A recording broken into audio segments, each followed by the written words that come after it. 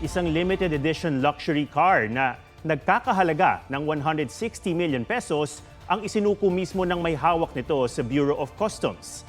Ilang linggong pinaghahanapang pulang Bugatti Chiron na yan na naipasok daw sa bansa na di dumadaan sa BOC.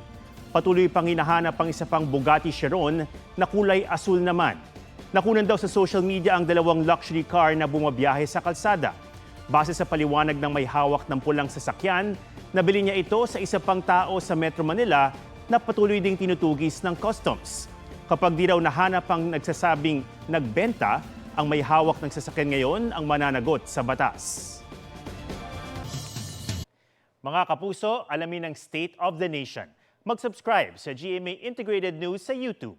Sa ating mga kapuso abroad, samahan niyo kami sa GMA Pinoy TV at sa www.gmanews.tv.